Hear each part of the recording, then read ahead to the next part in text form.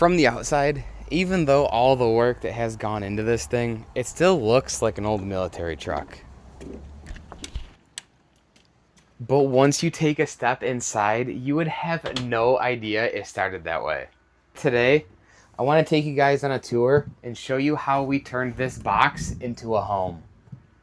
During the designing phase of the Habitat, there were two main goals that I needed to reach. One was to make it feel like a home, obviously, because we're going to be in this the majority of the time, and we wanted it to be as comfortable as possible. And two, I needed to make sure every square inch was used and utilized for something. I mean, let's be honest, this is about a 100 square foot box, and in comparison to a house, it's pretty small. So to be able to fit a bedroom, a dinette, and a workspace, a full kitchen with a stove and sink and on-demand hot water, a shower and bathroom with a fridge, and heating and cooling, storage for your clothing.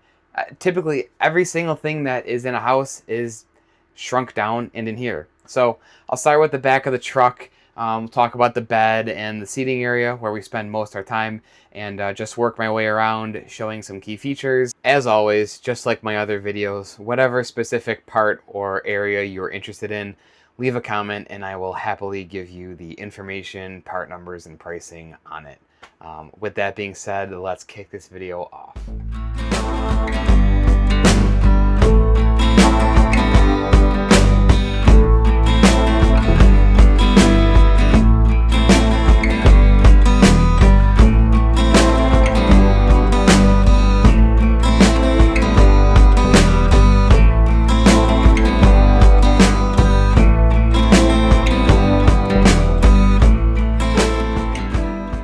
So onto one of my favorite features of the Habitat, and one of the more challenging projects for the build would be the bed. The biggest design challenge we faced here was how to make one area serve multiple purposes. The bed takes up 50% of the truck, so it just did not make sense to have it permanent. And typically when you have the RVs where the dinette turns into your bed, the cushions aren't as thick or as comfortable, and they always have seams in them, obviously from being placed together to make the bed. So this is where we came up with the lift system. The controller to the bed itself, I purposely mounted away from the bed. I put it on the end of the cabinet so people can't play with it or you can't accidentally close it on yourself when you're sitting underneath it. This is an actual bed lift controller I found used off of eBay, and it's keyed, so again, you can't just have people pressing it whenever they want. You just hold the bottom button down,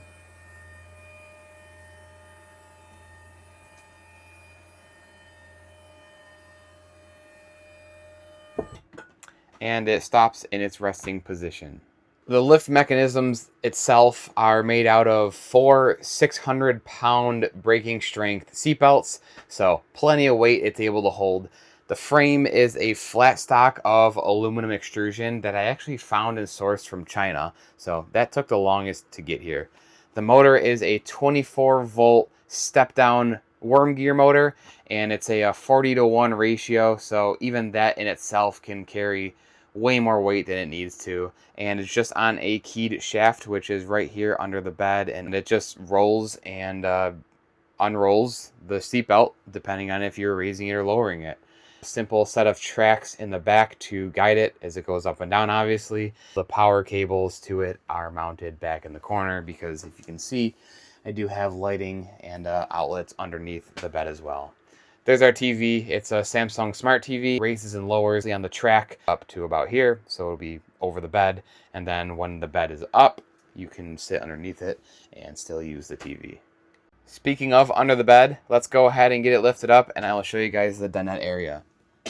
Another cool thing is, as you press up or down on the lift, there are limit switches in the back, so it stops whenever it gets to its resting position. Now, as you can see, the area turns into a very nice dining room, living room, and office space with plenty of room to fit 6 people in it. A really cool feature about this table is it is fully adjustable. You can have it more to the passenger side, more to the driver's side, or even spin the whole table so you have an open area for seating here. Another thing I really wanted to add to the build was a secondary bed. So you could comfortably sleep 4 or even 6 people in here if you really wanted to. The whole dinette goes down to the floor and is converted into a full bed with the cushions that you use to sit on. Then once you have the main bed lowered on its second set of limit switches, you basically have just a big fancy bunk bed, and it definitely is one of my favorite features of the entire build. All of the business basically happens in this back area, even the benches. Under this one is my full electrical system, and under this one is the 125-gallon freshwater tank. On the back of the benches are all my outlets. I wanted to make it as aesthetically pleasing as possible, so throughout the tour, you're not going to see any outlets. I've hid them all pretty well. So you have your 120 volt outlets, you have your light switches for the dinette, and you have your 12 volt typical USB outlets there. They're on both sides, and it makes it look super clean.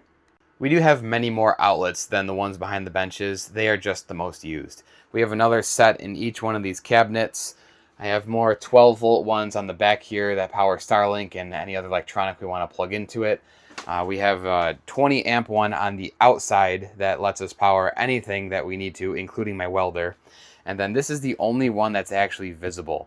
When we're done hiking or filming, I'll just come in here and set my tools, cameras, drones down, and I have a dedicated another 20 amp outlet that charges all of those. One last key feature I want to share, and I can't stand when people who build these expedition vehicles or even any RV in general skip, and it's temperature regulation. Obviously, the heat and the air conditioning will do a perfectly good job at cooling or heating this area.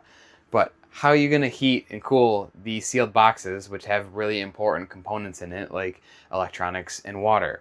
So these two circles that you see on the faces of each box are fans. I have 4 of them per side, 2 suck in and 2 pull out. And you can come down here and you can turn them on manually. Or I have a set of Raspberry Pis wired into these. They have a low limit and a high limit. So the whole box is self-regulating, and it typically keeps everything between 62 degrees Fahrenheit and 78 degrees, depending on what mode I have it set in. If you're going to live full-time in a vehicle, you're going to want a full kitchen that actually feels and works as a kitchen. Starting with how we cook food. This is the Rec Pro 21-inch stove and oven combination. I mean, how cool is it that you have an oven that can fit 2 baking sheets and a stove with 3 burners in an RV? With this and the propane water on demand system being the only 2 things that use gas, we can go almost 2 months with one 20-pound propane tank, and on the outside of the truck, I carry 2 of them. Next to that is a sink. This was another part that we really wanted to make sure was nice. This is a larger sink than typical. It's an 18 by 16 by 10 inch deep sink with a filtered water head, and the cool thing about this is when it's not in use as a sink, you move out of the way and all of this basically becomes one large countertop. Getting into some of the cabinets, they might be a little messy. We're still packing and organizing for Alaska. All of the drawers are the push to open, so they always are locked. You can't open them, you have to press it, and they open. In here we have all our electrical charging bricks, cords, and power banks. Below it we have the water pump and some dry storage for food. Underneath the stove we have another set of means of cooking, so we have a toaster, electric hot water kettle, and a crock pot along with some plates. And under the sink is where you have everything going on. It does look a little hectic in here right now, but I'll go ahead and explain everything. In the top left you have your driver's side 12 volt electrical panel, so anything that goes wrong with this side of the truck I know to check here. Below that you have your 4-stage water filtration system, which then goes over to the UV light in the back there before it comes out of the faucet head. Next in line you have a couple of switches. I just designed and installed these switches yesterday, so they're not officially labeled. But the left one just simply turns on and off the water pump, and the right one turns on and off the electric heating pads that I have wrapped around the tank for pretty extreme climates, or if we just need some additional heat put back there. In the middle under the sink you have the on-demand propane hot water system.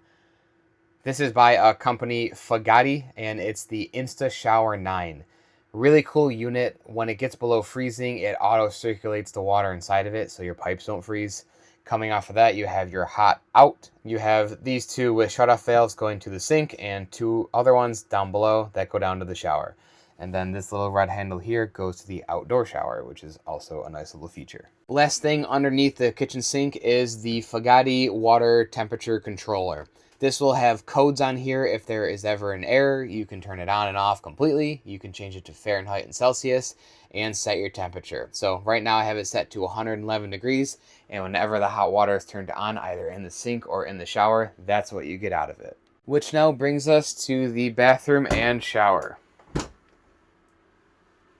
This one's going to be kind of hard to show the whole thing just because it's tall and skinny, but this is a 44 by 24 inch wide shower pan with FRP panels all the way around it.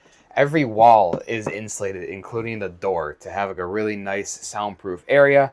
I have a Scandinavian fully stainless brushed shower valve with an adjustable shower head. I even added an additional shower curtain for the inside just to make sure the door was sealed when showering. On the back wall, we have a Max dome fan for ventilation, super strong and works great. And then for really nice views when you're somewhere that's nice, added ventilation and light, I have an Arctic Tern 24 by 16 wide window. For the toilet, we went with the Laveo dry flush. In our previous builds and vans, we have always used these. They are a bit pricey in terms of the refills, but to have an item that you use every day that doesn't need a direct plumbing hookup, you really can't beat a toilet like this. One thing I will be adding to the bathroom and toilet area before we head off to Alaska is I'm going to put a marine grade waterproof doggy door basically right there and cut a huge hole in the side of the truck and have the toilet on a slide out platform. So when we do shower or need to use this area, we just slide the toilet out and it basically sits extended out of the truck. Right now, it's no big deal. We just carry it out. It's only about 10 or 15 pounds and we put it over in the corner. But I think just adding that will add a little bit more of a nicer feel and function to the inside. Last nice little feature is you can see it's the only part of the truck that has a cool LED light. The warm lights just look weird in the bathroom, so I put it on its own separate dimmer switch. Super easy to access, and it kind of completes the whole look of the bathroom. Next to that is the fridge. Now this thing has been amazing. I've used tons of 12 volt and 24 volt fridges in the past, and this thing blows them all out of the water. It's the Rec Pro 4.4 cubic foot stand-up fridge. It's basically the same size as a dorm fridge. Plenty of room in the freezer, and more than enough room in the fridge for days, if not a week or two, of food. Once we figured out where we wanted the fridge, I went and built an aluminum extrusion frame around the whole thing, boxed it in and made it look like a nice cabinet, and then added another push to open drawer that has cans, first aid, and other materials hidden below it. On top of the fridge, it's just an empty platform. It's nice to just throw things here when you walk inside. Eventually, I'm going to add a lip to this or like a set of like elastic bungee cords so we can keep things here while we're driving.